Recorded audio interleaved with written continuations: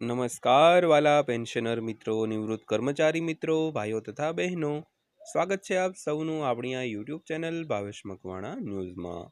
તો બધાને જય શ્રી કૃષ્ણ, જય માતાજી, હર હર મહાદેવ।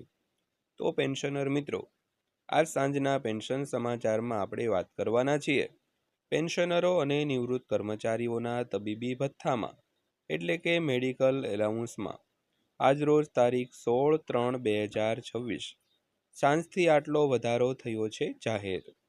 તો કેટલો વધારો જાહેર થયો છે, કઈ રીતે વધારો જાહેર થયો છે, જેની આજના વિડીયોમાં આપણે વિગતવાર ચર્ચા કરવાના છીએ। તો આજનો વિડીયો તમે ખાસ કરીને અંત સુધી જોઈ લેજો। અને હજી સુધી આપણી આ ચેનલ તમે સબસ્ક્રાઈબ ન કરી હોય અને જો તમે ડેઈલી આવી જ માહિતીઓ મેળવવા માંગતા હો તો આપણી આ યુટ્યુબ ચેનલ પણ અત્યારે સબસ્ક્રાઈબ કરી લેજો, કારણ કે આપણી આ યુટ્યુબ ચેનલમાં તમને રોજે રોજ આવી જ અલગ અલગ માહિતીઓ છે તે જોવા મળવાની છે મિત્રો। તો શરૂ કરીએ આજનો આ વિડીયો। તો સૌથી પહેલાં વાત કરીએ તો ડીએ અપડેટ વિશે। તો કેન્દ્ર સરકારના કર્મચારીઓ અને પેન્શનરો માટે મોંઘવારી ભથ્થા અંગે એક મોટી અપડેટ અપેક્ષિત છે। તો જાન્યુઆરીથી જૂન 2026ના સમયગાળા માટે ડીએ વધારાની લાંબા સમયથી રાહ જોવાતી હતી। તો હોળી પછી પણ જાહેરાત ન થવાથી ગરમાગરમ ચર્ચાઓ શરૂ થઈ ગઈ છે। તો મોંઘવારી ભથ્થા અંગેના અપડેટ્સ વિશે જાણવા માટે આજના સમાચાર તમે જોઈ લેજો અને આ સમાચાર ઉપર એક નજર પણ કરી લેજો મિત્રો। તો ખાસ કરીને જાન્યુઆરીથી જૂન 2026ના સમયગાળા માટે જે ડીએ વધવાનું હતું તેની જાહેરાત ખાસ કરીને હોળી પહેલાં કરવામાં આવતી હોય છે, પરંતુ હવે તો હોળી પણ વીતી ગઈ છે, પરંતુ આ જાહેરાત છે તે થઈ નથી। તો હવે ઘણી જે ગરમાગરમ ચર્ચાઓ છે તે શરૂ થઈ ગઈ છે। તો તેને લીધે મોંઘવારી ભથ્થાના અપડેટ્સ વિશે આપણે વિગતવાર વાત કરીશું। તો આજનો વિડીયો ખાસ કરીને અંત સુધી નિહાળી લેજો મિત્રો। તો સૌથી પહેલાં વાત કરીએ તો કેન્દ્રીય કર્મચારીઓ અને પેન્શનરો હાલમાં જાન્યુઆરીથી જૂન 2026 માટે મોંઘવારી ભથ્થા અને મોંઘવારી રાહતના વધારાની જાહેરાતની રાહ જોઈ રહ્યા છે। તો સામાન્ય રીતે ભારત સરકાર વર્ષમાં 2 વાર ડીએમાં વધારો કરે છે। તો એક વખત હોળીની આસપાસ અને બીજી વખત દિવાળી પહેલાં, પરંતુ આ વખતે હોળી પછી પણ હજુ સુધી કોઈ જાહેરાત કરવામાં આવી નથી, એટલે કે સત્તાવાર જાહેરાત કરવામાં આવી નથી। તો આનાથી કર્મચારીઓમાં ડીએ વધારાનો નિર્ણય ક્યારે જાહેર કરવામાં આવશે તે અંગે ઉત્સુકતા અને ચર્ચા જાગી છે મિત્રો। તો ખાસ કરીને ભારત સરકાર અને ગુજરાત સરકાર વર્ષમાં 2 વાર પોતાના કર્મચારીઓ તેમજ પેન્શનરોના મોંઘવારી ભથ્થામાં વધારો કરતી હોય છે। પહેલી વાર કરતી હોય છે હોળીની આસપાસ અને બીજી વખત દિવાળીની પહેલાં, પરંતુ આ વખતે હોળી જેવો તહેવાર પણ વીતી ગયો છે, પરંતુ સરકાર દ્વારા કોઈ સત્તાવાર જાહેરાત કરવામાં આવી નથી। તેથી દરેક કર્મચારીઓ ડીએ વધારાનો નિર્ણય ક્યારે જાહેર કરશે તે જાણવા માટે ઉત્સુકતા અને ચર્ચાની વાટ જોઈ રહ્યા છે મિત્રો। ત્યારબાદ વાત કરીએ તો હાલનો ડીએ કેટલો છે। તો હાલમાં કેન્દ્રીય કર્મચારીઓને 58% મોંઘવારી ભથ્થું મળે છે।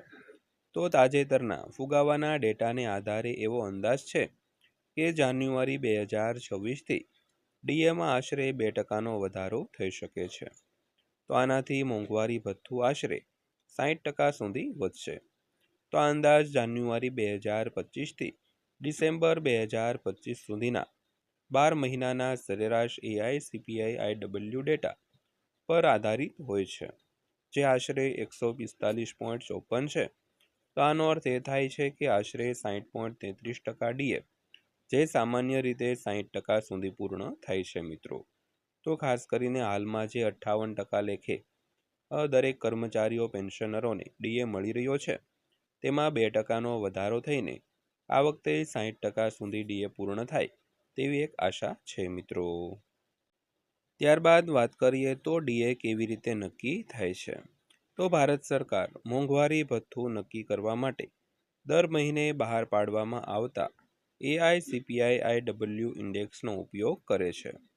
તો આ ઇન્ડેક્સ ઔદ્યોગિક કામદારો દ્વારા ઉપયોગમાં લેવાતા આવશ્યક ચીજવસ્તુઓ અને સેવાઓના ભાવમાં થતા ફેરફારોને પ્રતિબિંબિત કરે છે। તો આ ડેટાને આધારે સરકાર દર 6 મહિને મોંઘવારી ભથ્થાને સમાયોજિત કરે છે, જેથી કામદારોની આવક પર વધતી જતી ફુગાવાની અસર ઓછી થાય મિત્રો। ત્યારબાદ જોઈએ તો મોંઘવારી ભથ્થાને મૂળ પગાર સાથે મર્જ કરવાના સમાચાર વિશે। તો આ દરમિયાન સરકાર વર્તમાન મોંઘવારી ભથ્થાને મૂળ પગારમાં ભેળવશે કે કેમ તે અંગે ગરમાગરમ ચર્ચા થઈ રહી છે। તો અનેક કર્મચારી સંગઠનોએ માંગ કરી છે કે ડીએ 50% સુધી વધી ગયો છે, તેના લીધે હવે તેને મૂળ પગારમાં ઉમેરવામાં આવે। જોકે ભારત સરકારનું વલણ હાલમાં સ્પષ્ટ છે કે ડિસેમ્બર 2025માં સંસદમાં એક લેખિત જવાબમાં સરકારે સ્પષ્ટ કર્યું હતું કે ડીએને મૂળ પગારમાં ભેળવવાનો કોઈ પ્રસ્તાવ હાલમાં વિચારણા હેઠળ નથી મિત્રો। ત્યારબાદ વાત કરીએ તો કર્મચારી સંગઠનોની દલીલો વિશે। તો કર્મચારી સંગઠનોનું કહેવું છે કે મોંઘવારી ભથ્થાને મૂળ પગારમાં ભેળવવાથી કર્મચારીઓને અનેક લાભો મળશે। તો આનાથી મૂળ પગારમાં વધારો થશે અને એચઆરએ અને ટીએ સહિત અન્ય ભથ્થાઓ પણ આપમેળે વધશે। તો વધુમાં કર્મચારીઓને પેન્શન ગણતરીમાં સીધો લાભો પણ મળશે। તો આ કારણોસર ઘણા યુનિયનો માંગ કરી રહ્યા છે કે 8મા પગાર પંચના અમલીકરણ સુધી તેને વચગાળાના પગલાં તરીકે લાગુ કરવામાં આવે મિત્રો। ત્યારબાદ વાત કરીએ તો હકીકતમાં 7મા પગાર પંચનો કાર્યકાળ 31 ડિસેમ્બર 2025ના રોજ સમાપ્ત થયો હતો અને હવે 8મા પગાર પંચે તેનું કામ શરૂ કરી દીધું છે। જોકે તેની ભલામણોને લાગુ કરવામાં થોડો સમય લાગી શકે છે। સામાન્ય રીતે પગાર પંચને તેમનો અહેવાલ તૈયાર કરવામાં લગભગ 18 મહિના લાગે છે અને તે પછી સમીક્ષા, કેબિનેટ મંજૂરી અને અમલીકરણની પ્રક્રિયામાં બીજા 6 મહિના લાગે છે। તેથી એવું માનવામાં આવે છે કે 8મા પગાર પંચની ભલામણો 2027ના અંત પહેલાં લાગુ કરવામાં આવશે નહીં। તો હાલમાં કર્મચારીઓ સરકાર દ્વારા આગામી ડીએ વધારાની જાહેરાતની આતુરતાથી રાહ જોઈ રહ્યા છે મિત્રો। તો મિત્રો આ હતી આજની માહિતી પસંદ આવી હોય, વિડીયો સારો લાગ્યો હોય તો વિડીયોને એક લાઇક કરજો અને આવી જ માહિતીઓ રોજે રોજ મેળવવા માટે આપણી આ ચેનલ સબસ્ક્રાઈબ કરી લેજો। તો ફરીવાર પાછા મળીશું એક નવા વિડીયો સાથે, નવી માહિતી સાથે। ત્યાં સુધી સૌને જય હિન્દ, વંદે માતરમ।